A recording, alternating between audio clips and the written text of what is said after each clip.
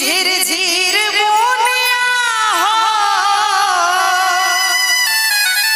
झिर झिर बोनिया हो परेला, झिर झिर बोनिया कहवा से सिया दुल्हनिया परेला, झिर झिर बोनिया कहवा से सिया दुल्हनिया परेला, झिर झिर बोनिया, झिर झिर बोनिया हो, झिर झिर बोनिया हो परेला, झिर झिर बोनिया।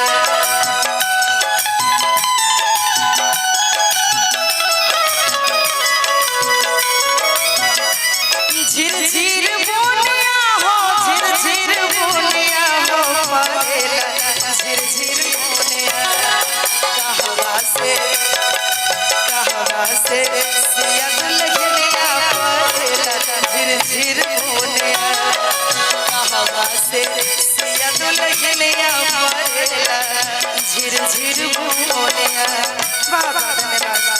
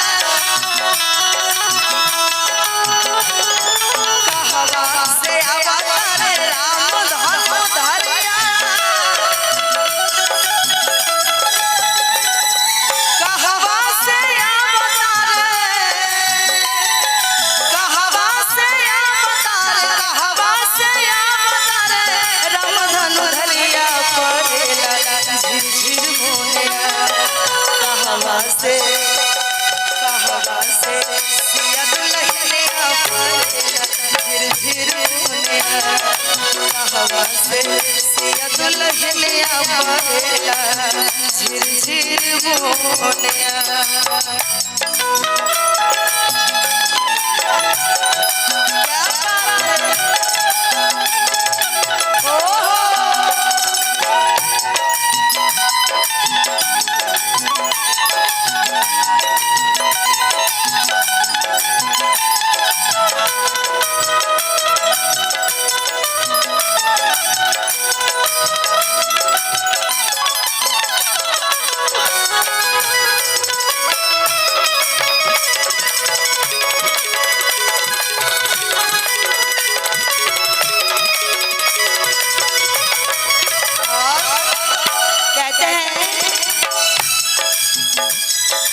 अयोध्या से अवतार राम धनु धरिया,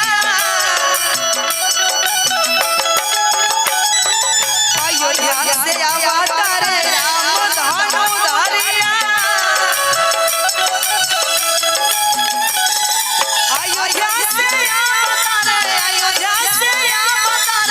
राम धनु धरिया परेला, झिर झिर बोनिया कोहबर से सिया दुल्हनिया परेला, झिर झिर बोनिया कोहबर से सिया दुल्हनिया परेला, झिर झिर बोनिया कोहबर से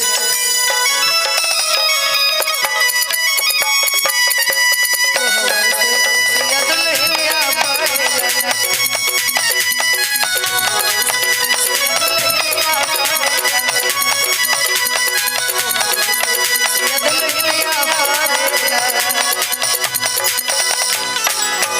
और मैं चाहूंगी दूल्हा दुल्हन के आशीर्वाद के लिए जोरदार ताली हो जाए। अगर सुहानी जी रेडी हो गई है तो उनको बुला लीजिए। अभी टाइम है क्या कर रही थी?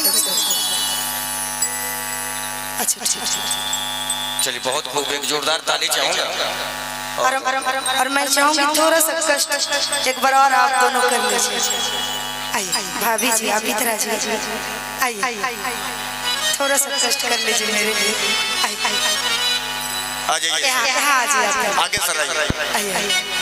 कितना क्यूट सा जोड़ी है। इन दोनों जोड़ी के लिए प्यारा सा ताली चाहूंगी, मीठी मीठी ताली दोनों जोड़ियों के लिए, जिनको जिनको जोड़ी पसंद है। बड़ा प्यार। नाम पता है आपका? नाम नहीं पता। दीपक बाबू रवीना जी। अच्छा हाँ हाँ याद पड़ गया? याद आ गया, वीडियो बनाई थी मैं। रवीना जी और दीपक जी का जोड़ी यूं ही सलामत रहे जन्मों जन्म तक, भगवान का आशीर्वाद इनका साथ रहे। और बड़ा प्यारा सा माहौल है। तो अच्छा गीत एवं संगीत के माध्यम से आप सभी को झुमाने का कोशिश करूंगी और कहेंगे इन दोनों जोड़ी के लिए, जैसे कि हमारे दीपक भैया जी हैं भगवान श्री राम के रूप में आज इस मंच पे, और आगे बढ़ा दें थोड़ा सा आगे। और हमारी रवीना भाभी जी हैं मैया सीता के रूप में, तो इनके लिए कहेंगे हे सिया हे सिया हे सिया हे सिया हे सिया हे सिया हे सिया हे सिया आहा पाबी गेलो राम संत सिया। अच्छा बिल्कुल। और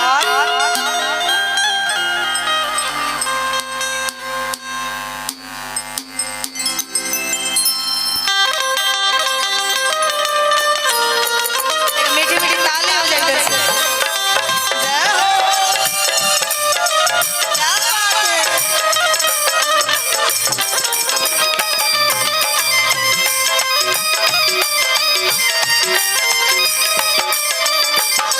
हे सिया हे सिया हे सिया हे सिया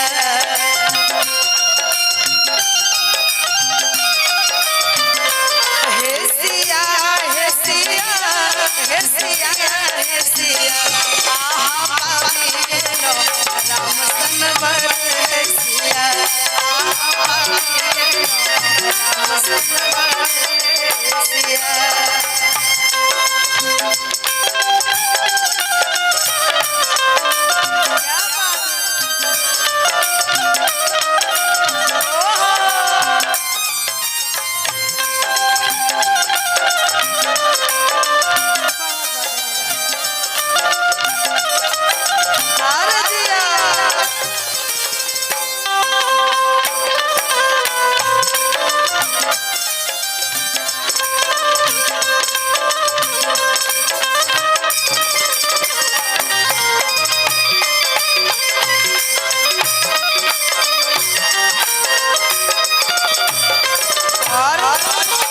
दुल्हनिया जी जब हमारे जनकपुर से शादी रचा के अयोध्या नगरी आए हैं, तो उनके लिए प्यारा सा लाइन कहेंगे।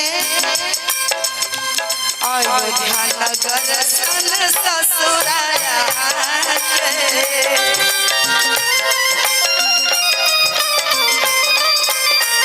अयोध्या नगर सन ससुराया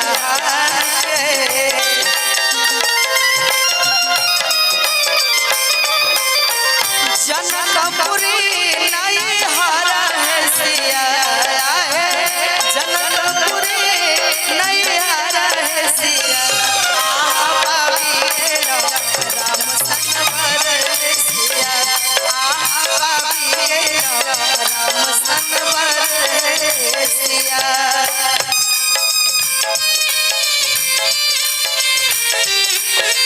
क्या बात है।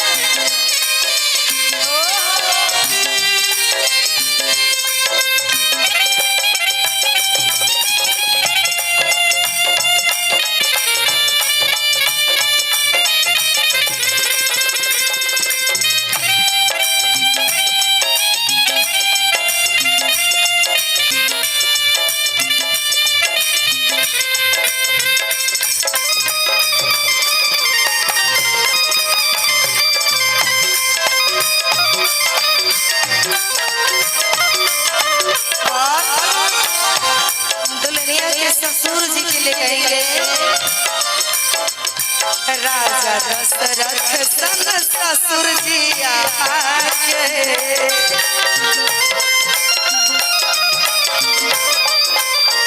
राजा दशरथ सन ससुर जी आके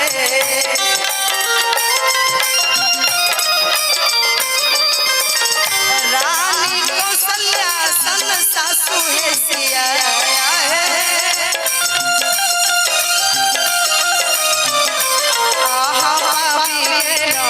राम सन बरसिया राम सन बरसिया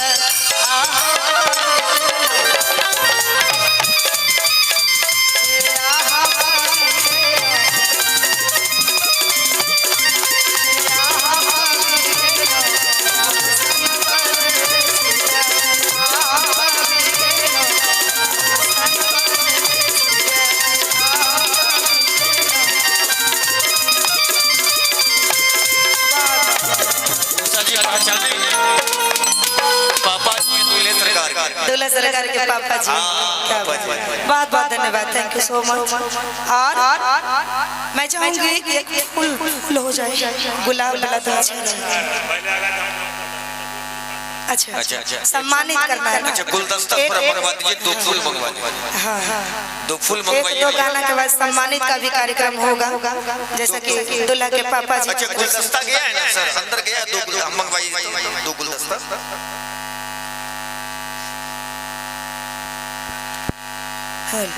हाँ 2 गुलदस्ता मंगवा लीजिए, बिल्कुल वही मस्त ले लीजिए। हाँ गुलदस्ता मंगा के क्या होगा। अच्छा ठीक चलिए।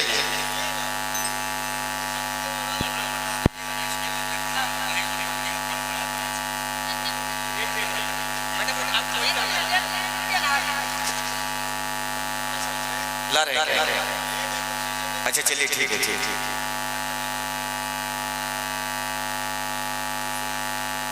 चलिए हाँ बिल्कुल बिल्कुल बिल्कुल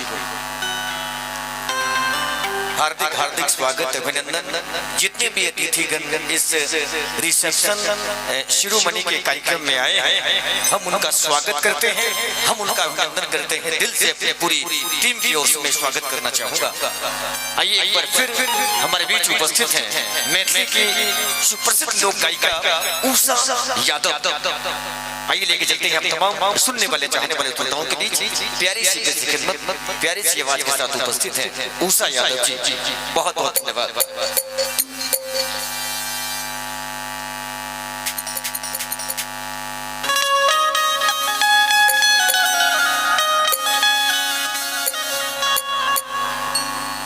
अच्छा आ गया गुलदस्ता, आ गया मैडम, बिल्कुल हाँ बिल्कुल लाइए। गुलदस्ता सही होना चाहिए ना। बिल्कुल देखिए सर, बिल्कुल दूल्हे सरकार के पिताजी बिल्कुल कंसस रहते हैं कि किस समय किस मौका में नजाकत हमको देना है। बिल्कुल क्या वो भी ऐसा चीज मिला है जिसकी हम लोग परिकल्पना नहीं कर सकते। देखते बिल्कुल। अच्छा एक और लाइएगा, इसको भी लाइए। अभी रखिए, उनको आने दीजिए, रखिए। अगर उधर हो गया होगा तो थोड़ा सा आगे आ जाइए, थोड़ा देर के लिए बस, उसके बाद बैठना ही है आप लोगों को। आ जाइए प्लीज, थैंक यू। थोड़ा देर के लिए बस 2 मिनट ज्यादा अभी मंच पे उपस्थित है। प्लीज थोड़ा सा उन लोगों को भी तो देखना है, आप ही लोग देखिएगा। थोड़ा सा नीचे से ले लीजिए ना प्लीज। आप लोग नीचे से ले, नीचे से सील ले। आप इधर आ जाइए, हम उधर रहेंगे। आप डिपार्टमेंट में जाइए ना, आप मैडम उधर जाइए। अच्छा मेरा डिपार्टमेंट इधर है। और आज आप दोनों मंच के माध्यम से एक दूसरे को प्रपोज कीजिए कि इतना सारा पब्लिक के बीच कि हम दोनों एक दूसरे के बहुत प्यार करते हैं ना। कल सारी दुनिया इस चीज को देखेगा। वही ना। बिल्कुल सर, ऐसा ऐलान कर दीजिए कि लगे कि वाकई में हम लोग रिसेप्शन कार्यक्रम में आए हैं। उषा यादव जी रिसेप्शन का कार्यक्रम हो, अगर ये चीजें ना हो तो बहुत सुना लगता है, बहुत सुना लगता है। तो इसलिए हमारे भैया करेंगे रवीना भाभी को प्रपोज गुलाब के फूल एकदम से आई लव यू में फिल्मी स्टाइल में बोल माइक दे देते हैं, घुटने के बल्ले बैठ जाइए और फिल्मी स्टाइल में बोलना है आपको। माइक में बोलना है। हाँ, क्या बोलना है ना। बोलना है या नहीं बोलना है कि नहीं? हाँ कहीं पावर में बोलना है कि नहीं? बुलवा दे पक्का। बिल्कुल बोलना है। बताइए घर में बोलेंगे तो अपने एक दूसरे को लोग सुनेंगे, यहाँ सब लोग सुनेंगे तो कहेंगे सच में वाकई में बहुत प्यार करते हैं एक दूसरे से। थोड़ा सा और आगे करवा दे, आगे हो जाए। माइक ले लीजिए, थोड़ा माइक सा और बोलिए ताकि सभी लोग सुने। ऐसे नहीं, इधर आगे आगे प्लीज, आगे आगे आगे। हाँ अब फिल्मी स्टाइल में बैठ जाइए थोड़ा सा बैठ जाइए। हाँ कहते हैं कि जिस तरह चांद सितारों में एक है, जिस तरह चांद सितारों में एक है, उसी तरह दुल्हा दुल्हन हजारों में एक है। क्या बात है, आइए। क्या बात है, एक बार जोरदार ताली हो जाए। माइक रखे हुए हैं, बैठा दे। हाँ बैठिए, एकदम से स्टाइल में बैठिएगा ताकि रिकॉर्डिंग हो रहा है उधर। हाँ अब अभी आप अपना मुंह उधर दिखाइए, नहीं तो लगेगा कि दूसरे को प्रपोज कर रहे हैं भैया। इसलिए जो आपका पत्नी है उनको प्रपोज होना चाहिए। इधर इधर घुमा लीजिए। हाँ बोलिए mike. I love you Raveena ji. अब जो बोलिए आप, पत्नी जी, रवीना जी, जो बोलते होंगे वो, या फिर बेबी जी, आप अपना पसंद से बोलिए माइक में बोलिए।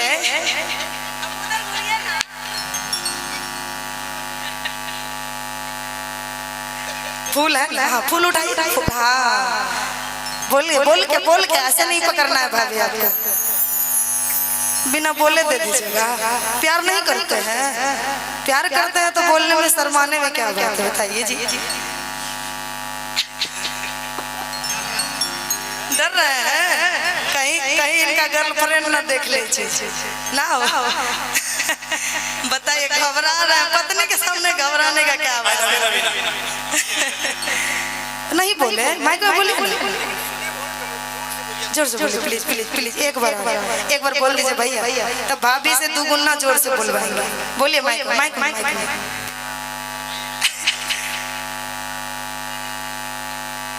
आई लव यू रवीना। क्या बात है, जोरदार ताली बजनी चाहिए। बहुत धन्यवाद। अब भाभी अपना फूल देंगे। उषा जी ये पास है, अब आपकी बारी। हाँ ये भाभी का दे दीजिए। भाभी आप अपना वाला दीजिएगा। चलिए तनी जोर से कहेंगे बोलने ना। ये हम रखे, अब आप अपना वाला दीजिए भैया को। इधर घूर के उधर कैमरामैन बोल रहे हैं रिकॉर्डिंग होगा, बार ये चीजें नहीं आएगा ना। ये सब माहौल जीवन में एक ही बार होता है। अब माइक ले लीजिए। क्या माइक में बोलना नहीं जरूरी है, मेरे कान में बोलिएगा। कान माइक में बोलना जरूरी है। एक बार बोल दीजिए प्लीज। अच्छा वो बोलेंगे तब आप बैठिएगा, हम बोलेंगे तो नहीं बैठिएगा। हाँ जब भैया कर दिए हैं तो भाभी क्यों पीछे? हाँ क्या बात सही है कि नहीं? भाभी से भी बिल्कुल सही बात है। बिल्कुल सही बात है। नहीं तो लोग कहेगा एक तरफा प्यार है, भाभी उनसे प्यार करती ही नहीं। ये बहुत प्यार करते हैं, ये तो दिखावा हो गया। 2 बार बोल चुके हैं। क्या आप बोलिए।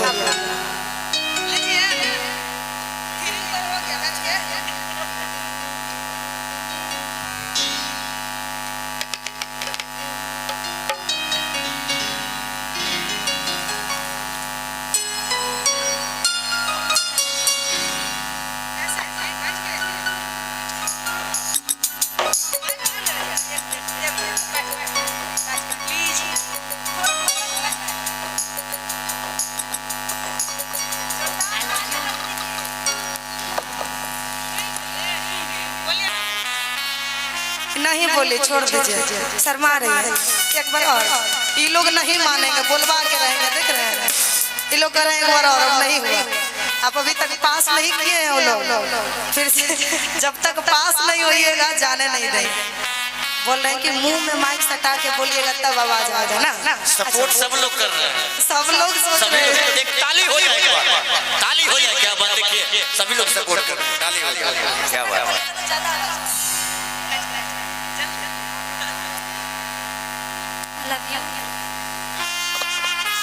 क्या बात है। जोरदार ताली, बहुत सुंदर, जोरदार ताली। बहुत धन्यवाद, बहुत अच्छे हैं आप। इन जोड़ों, इन 2 जोड़ी को नजर न लगे, किसी का नजर न लग जाए। अरे 2 लाइन कहने दीजिए। इनके तरफ से कहेंगे दीपक भैया को हो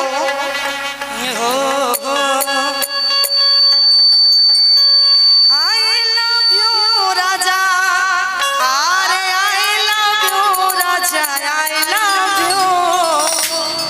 और आज के दिन कि हम हई तहार हमर तू सैया, आई love you.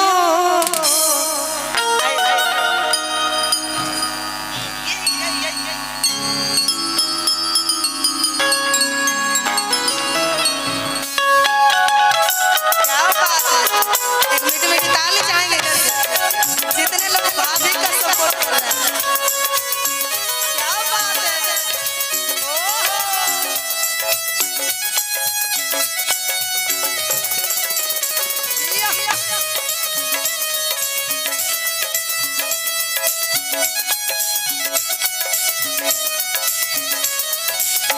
I love you Raja, I love you Raja, I love you, I love you Raja, I love you Raja, I love you।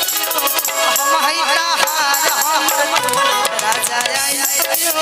हम हई तहार हमर तू राजा, I love you।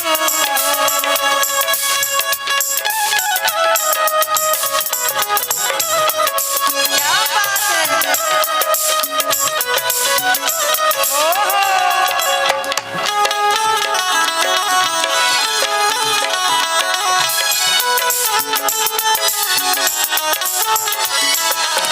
भूलेंगे ना हम तेरा साथ साथी मरते दम तक, छोड़ेंगे ना हम तेरा साथ ओ साथी मरते दम तक।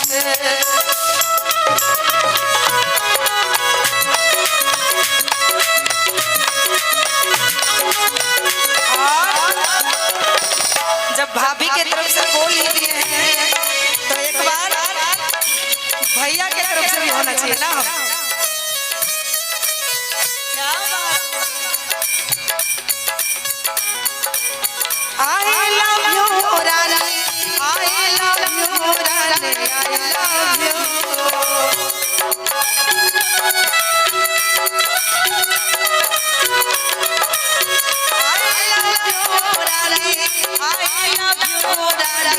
हम हई तहार हमर तू, I love you। हम हई तहार हमर तू, रानी, I love you।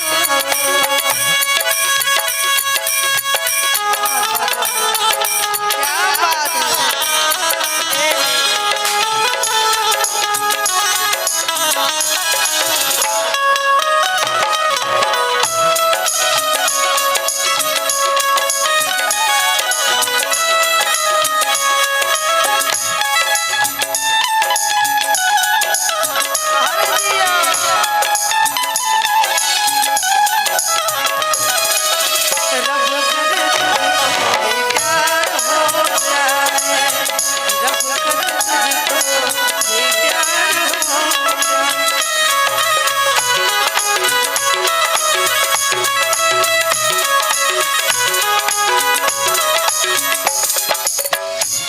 अब हम चाहेंगे कि आप दोनों बैठ जाइए, बहुत देर से कर रहे हैं ऑलरेडी, आप लोग थके हुए हैं तो इतना देर खड़ा करना अच्छा नहीं रहता।